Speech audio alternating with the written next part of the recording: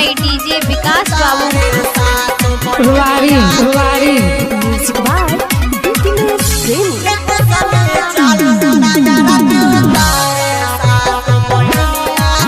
अभी आप सुन रहे हैं मैकलिन स्टेशन से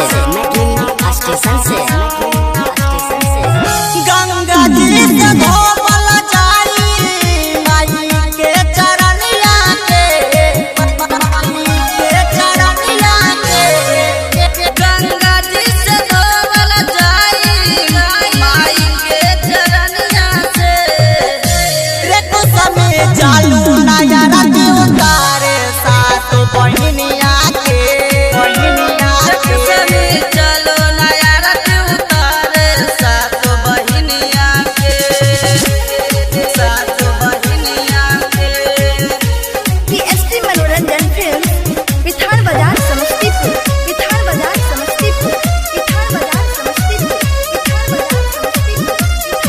क्या नाम है आपका? रिमिक्स बाय डीजे विकास बाबू।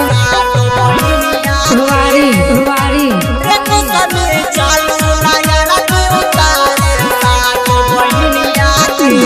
डीजे मैया के गाना बजा के करला जाई सदांस रे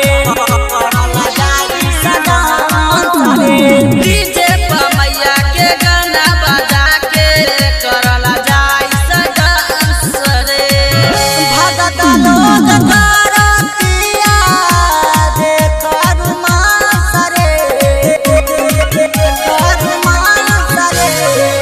भगत लोग करतिया दे करुमास रे कुसमे चालू नया राती उतारे सात बहिनिया के कुसमे चलो नया राती उतारे सात बहिनिया के रिमिक्स बाय डीजे विकास बाबू।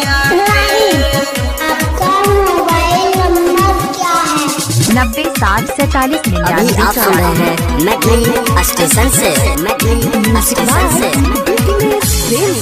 कुसमे चालू नया राती उतारे सात रुवारी रुवारी कुसमे चालू नया राती उतारे सात बहिनिया के गायक विकास भगवतिया देख मैया के अबकी भजन हो मैया के अबकी भजन हो गायक राजू गावतिया मैया के देख भजन हो राई करती के सवा देख कोइले गुणगान हो